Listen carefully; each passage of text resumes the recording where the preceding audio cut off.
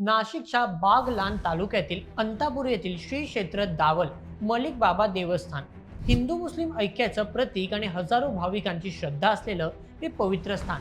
मात्र इथे जाणारा डोंगर रस्ता आजही धोकादायक असल्याचा गंभीर आरोप समोर आला आहे.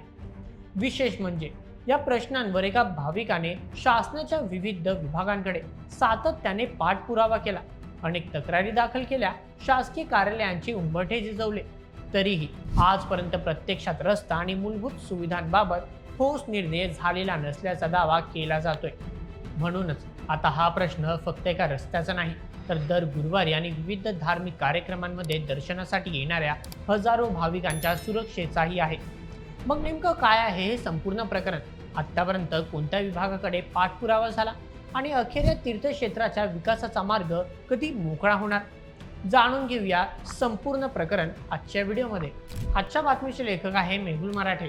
तर मित्रांनो, नाशिक जिल्ह्यातील बागलाण तालुक्यातील अंतापूर गावाजवळ असलेलं श्री क्षेत्र दावल मलिक बाबा देवस्थान हे केवळ एक धार्मिक स्थळ नाही, तर आसपासच्या परिसरातील हजारो भाविक भक्तांचे प्रमुख श्रद्धास्थान मानले जाते.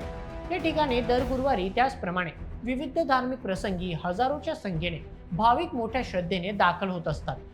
राज्यातील काही मोजक्या हिंदू आणि मुस्लिम अशा दोन्ही समाजातील लोकांची श्रद्धा असणारे आणि सामाजिक ऐक्याचे प्रतीक असणारे हे तीर्थक्षेत्र आहे.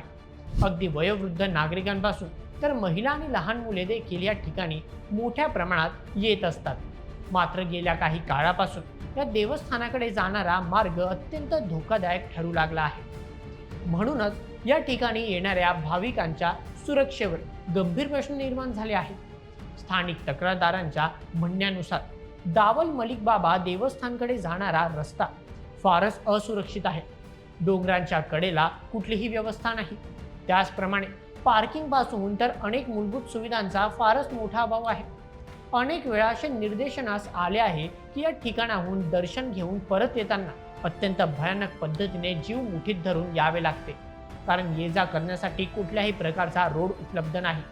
त्यामुळे खाली येताना भाविकांच्या जीवाला धोका निर्माण होण्याची दाट शक्यता असते. याच कारणाने प्रकरणाची गंभीरता लक्षात घेत रोहन घुगे यांनी वारंवार प्रशासनाकडे याबाबत पाठपुरावा केला आहे. त्यांच्या म्हणण्याप्रमाणे राज्य शासनाने या तीर्थक्षेत्रावर येणाऱ्या भाविकांच्या सुरक्षेचा विचार करता गडावर जाण्यासाठी योग्य रस्त्याची व्यवस्था तात्काळ करावी.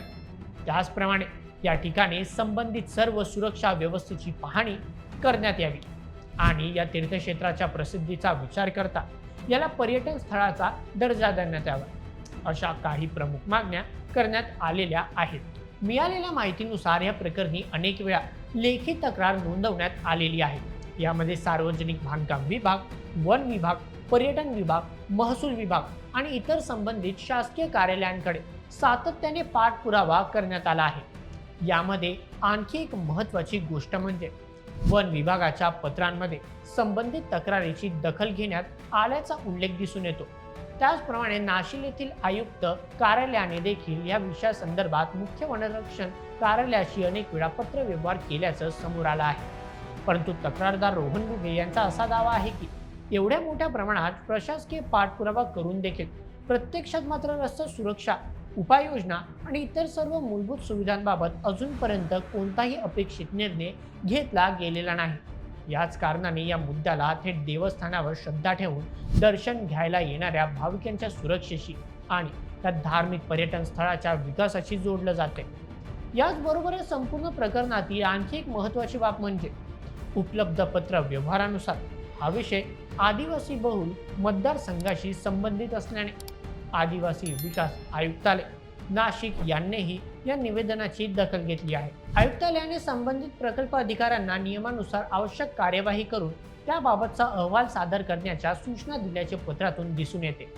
म्हणजेच हा विषय आता केवळ एका विभागापुरता मर्यादित राहिलेला नसून विविध शासकीय यंत्रणांच्या स्तरावर त्याची दखल घेतली जात असल्याचं या पत्र व्यवहारातून स्पष्ट होतं.